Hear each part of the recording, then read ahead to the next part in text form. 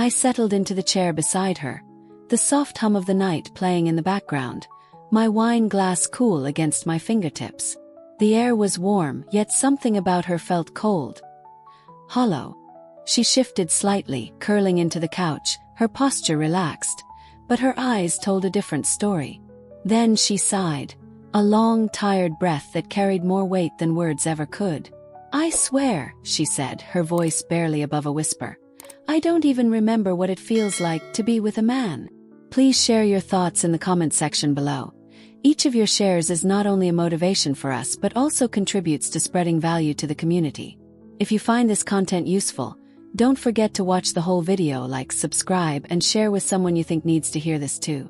Her words lingered in the air, raw and vulnerable. I turned to look at her, surprised not by what she said, but by how deeply it struck me. She wasn't just talking about sex. This was about connection, touch, being wanted, being seen. I swirled my wine slowly, trying to lighten the moment, though part of me knew we had just stepped into something deeper. "That's honestly tragic," I said with a soft chuckle, hoping to ease the tension. She groaned, burying her face into a throw pillow. "It is. I mean, it's been months. Maybe even a year. Hell, maybe longer." I raised an eyebrow. "Couldn't be me. I don't think I could last a week without jumping my husband." She rolled her eyes playfully, but the envy behind her expression was unmistakable. Yeah, we get it. You won the husband lottery."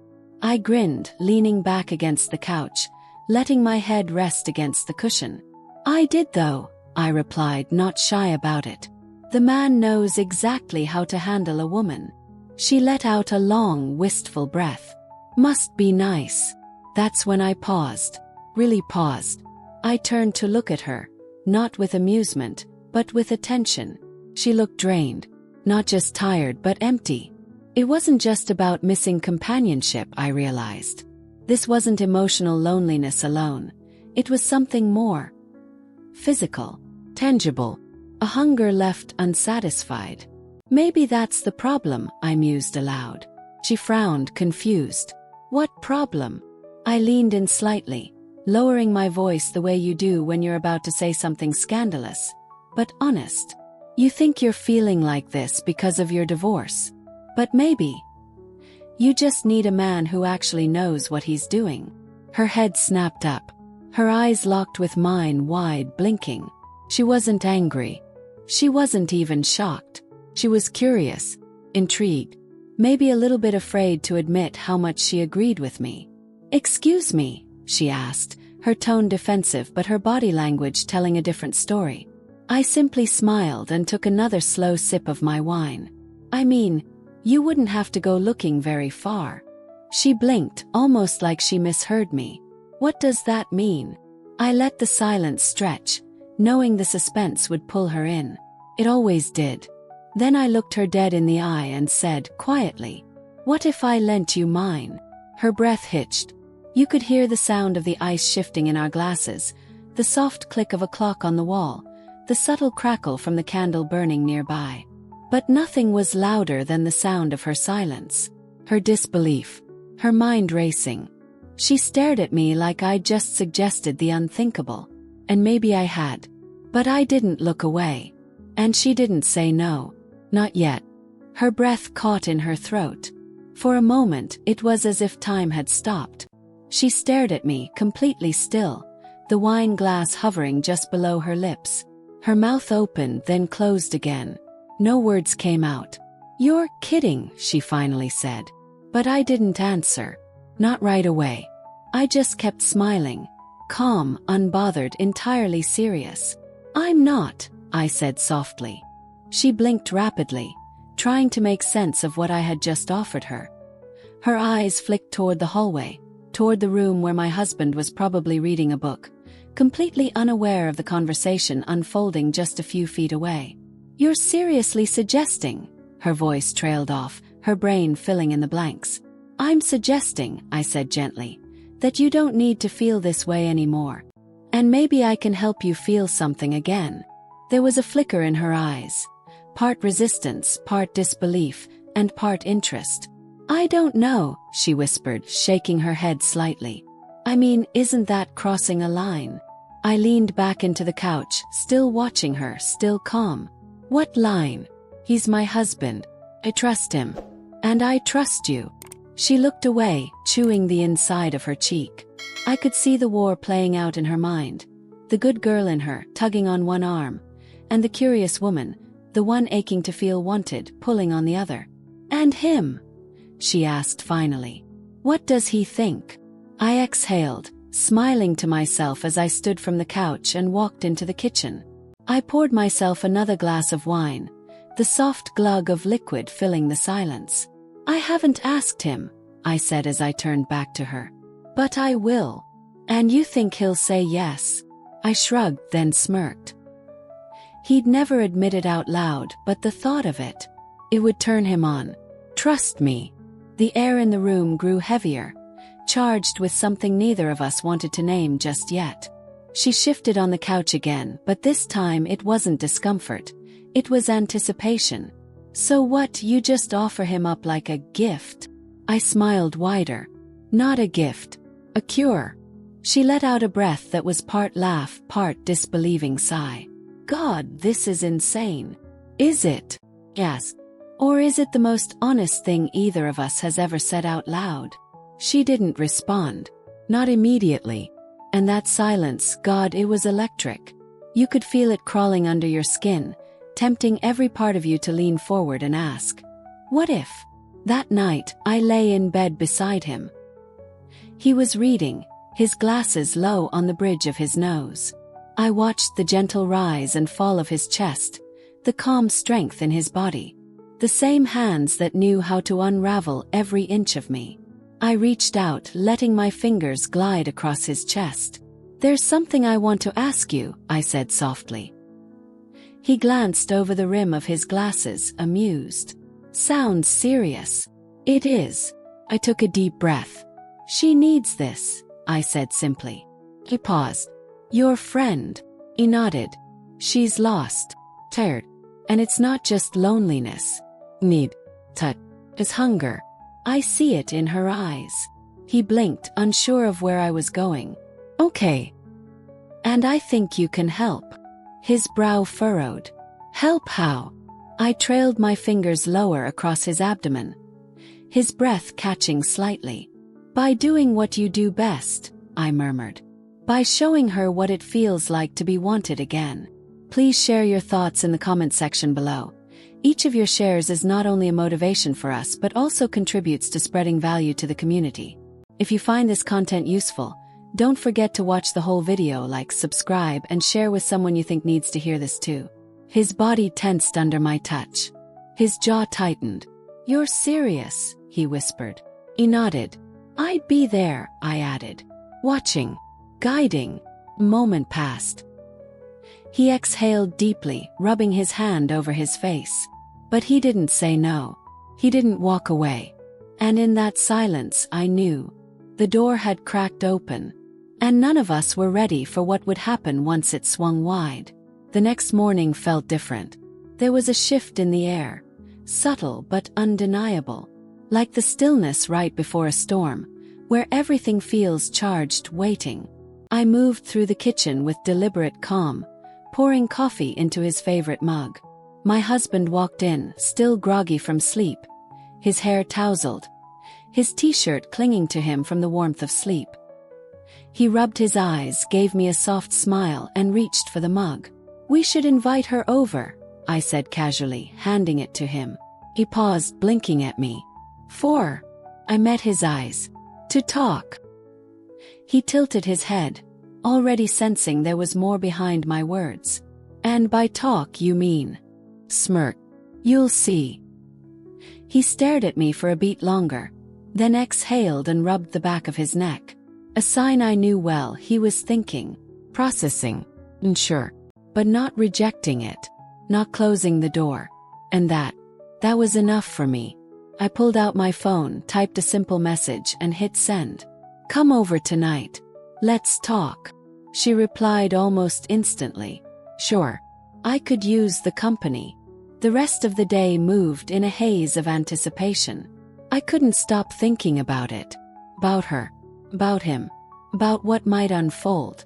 There was excitement in my chest, nervous energy that prickled beneath my skin. When she arrived, the sun was just beginning to dip below the horizon, casting golden light across the living room. She looked different. Still tired, yes, still carrying that invisible weight, but something in her eyes was sharper, curious. Like she already knew this wasn't just going to be an ordinary visit. We sat on the couch, coffee in hand, casual at first. But the moment lingered, heavy with unsaid things. I tilted my head. "Been thinking about what we talked about," I said softly. She glanced at me, cautious. "Maybe." There was a silence, then a sigh. "I mean, I get what you were saying," she continued. "But it's not exactly easy to just, you know." She gestured vaguely. I leaned in slightly. "What if it was?" Her brows furrowed. "What do you mean?" I didn't answer immediately. Instead, I reached for my husband's wrist. He'd quietly joined us minutes earlier, tracing my fingers along his skin in a slow, familiar rhythm. Her eyes flicked between us. He stayed quiet, watching her, watching me. "We want to help," I murmured. The room froze. Her breath caught. "You're serious?" He nodded, slowly, steadily. She looked between us, her gaze searching, uncertain. Her hands tightened around her coffee mug like she needed something to ground her. "You trust me, don't you?" asked gently. There was a long pause, one that stretched thin, almost to the point of snapping. Then, with a trembling breath, she set her mug down. "What exactly are you suggesting?" she asked. I stood, offering her my hand. My voice was calm, low, rich with unspoken promise. "Let me show you." She hesitated for only a moment, then placed her hand in mine. I led her down the hallway, each step slow, deliberate. My heart thundered in my chest, not from fear, but anticipation. She followed, her breathing shallow. Behind us, my husband walked silently, tension in his frame but no resistance in his steps. When we reached the bedroom, the light was dim, the atmosphere warm and inviting. I turned to him first, fingers sliding down his chest, peeling away the fabric piece by piece with sensual ease. His breath deepened, his muscles flexed beneath my touch, but his eyes never left mine. Then I faced her. She stood still, on the edge of something unknown, something unspoken. Her lips parted, her chest rising and falling with short, careful breaths. I reached out. She didn't pull away. And just like that, the boundary between fantasy and reality began to dissolve. The room was quiet, thick with anticipation.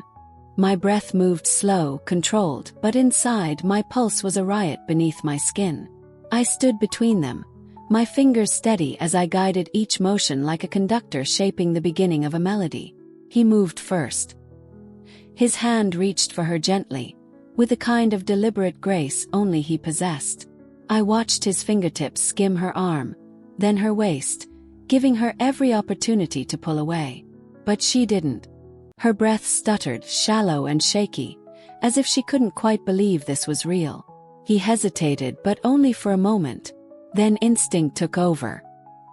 His touch grew firmer, more confident, the kind of silent communication born from knowing how to read a woman's response. I stepped back slowly, easing into the chair beside the bed, my body sinking into the cushions as I crossed my legs, the edge of my dress brushing against my thigh. I watched the way she melted into his touch, how her body reacted as if waking up from something long forgotten.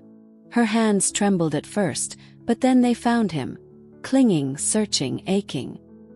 His mouth traced her neck, lower, slower, his lips brushing her skin like a promise. A gasp slipped from her lips. God, it was beautiful. The tension was alive in the air, thick, palpable, like electricity before a lightning strike. Every sound, every movement was amplified. Felt it. In my chest. Between my legs.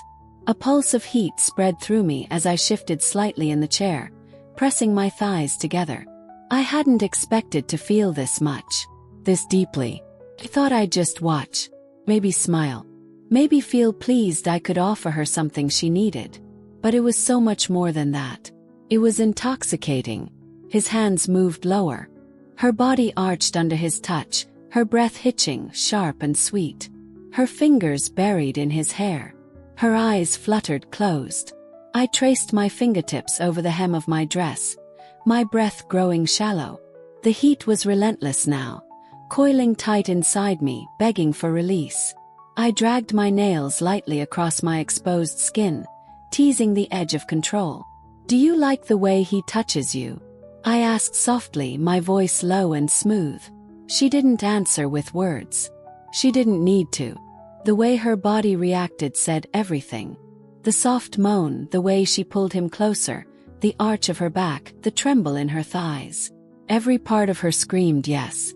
The room was filled with the sounds of breath, skin against skin, soft gasps and whispered sighs. It was music, raw, real, unscripted. But I wasn't just watching anymore. I was unraveling. The pressure in my body had built too high, too fast. Every moment between them was feeding something inside me I hadn't expected. Desire, curiosity, hunger.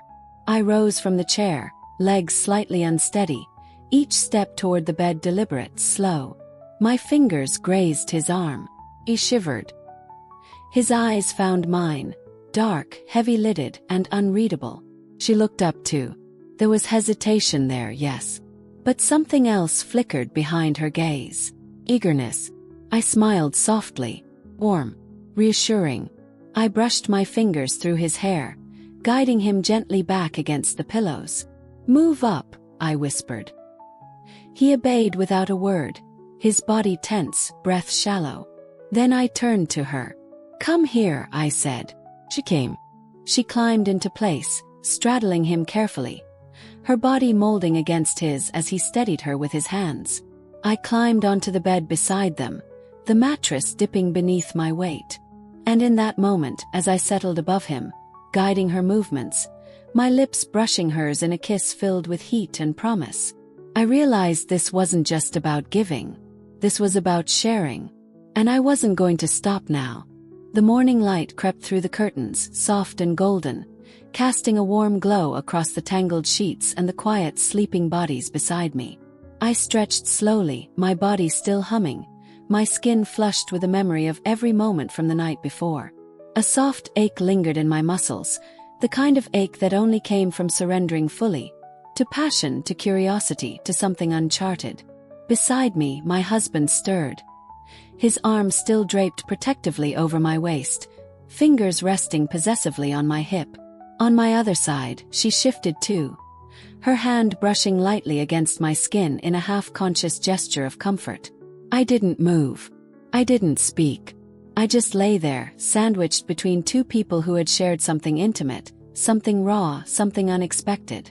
But there was no awkwardness, no shame, no need for hurried explanations or apologies. Just warmth, and quiet, and breath. Last night had started as an idea, a way to help her, to pull her out of that lonely place I'd seen her drowning in. I thought I could give her something meaningful without truly opening myself. I believed I could stay composed, detached, generous. I was wrong. Somewhere between the first touch and the last kiss, I'd crossed a threshold I hadn't seen coming. Somewhere in the gasps, the trembling hands, the way our bodies found each other without effort, I had felt something shift inside me. I hadn't just given her an experience. I had shared one, and I had loved every second of it. I turned my head slowly, watching her as she blinked awake, her eyes still heavy with sleep but softer than I'd ever seen them. She smiled at me, the kind that held no pretense, no masks. "Morning," I whispered. "Hey," she murmured back, voice raspy, almost shy. No regrets, no awkward escape, just acceptance. My husband stirred as well, his hand moving to the small of my back, grounding me without a word. I could feel the question forming in both their minds. What now? I didn't have the answer. Not yet. But I knew one thing for certain. This wasn't going to be a one-time thing. I had told myself this was just for her. A way to help a friend in need. A selfless gesture. But last night had cracked something open in me. I had felt wanted in a different way. I had seen him, my husband, with new eyes. I had seen her rediscover a piece of herself she'd thought was lost forever. And I had been part of it, right there in the middle. My heart was still racing, not from fear or doubt, but from the lingering thrill of the unknown. I traced soft circles against my husband's chest, his skin warm beneath my fingertips. On the other side, she leaned in slightly, her breath tickling my shoulder. There was something comforting in the closeness, something grounding in the silence. "I didn't think I'd enjoy it this much," she said quietly, her voice vulnerable. I met her gaze. "Neither did I." She smiled again, this time with something like wonder in her eyes. I looked toward the ceiling, the sunlight slowly painting golden lines across the white. The night had been about her, but it had changed me, and I couldn't pretend otherwise. So now here we were, three people tangled in something tender, surprising, and undeniably real. Not a scandal, not a mistake, an experience, and deep down I already knew. We had opened a door that none of us wanted to close. At its core, this story isn't just about passion or experimentation. It's about connection, vulnerability, and the courage to step beyond comfort to rediscover what it means to feel alive. As we age, it's easy to assume certain doors are closed or that intimacy fades with time. But this reminds us, desire, curiosity, and emotional closeness don't have an expiration date. Sometimes, helping someone else heal can lead us to unexpected places of healing within ourselves. Challenges what we think we know about love, loyalty, and generosity. True connection often requires trust, boldness, and a willingness to embrace the unknown, qualities that are just as essential later in life as they are when we're young. Whether you see this story as daring, compassionate, or simply human, the deeper message remains. We all long to be seen, touched, and understood. And sometimes, the most meaningful connections come when we least expect them. If this resonated with you, we'd love to hear your thoughts. Have you ever done something bold to reconnect with yourself or someone else? Share your experiences in the comments below. Don't forget to like, share, and subscribe so you don't miss what's coming next. There's always more to explore.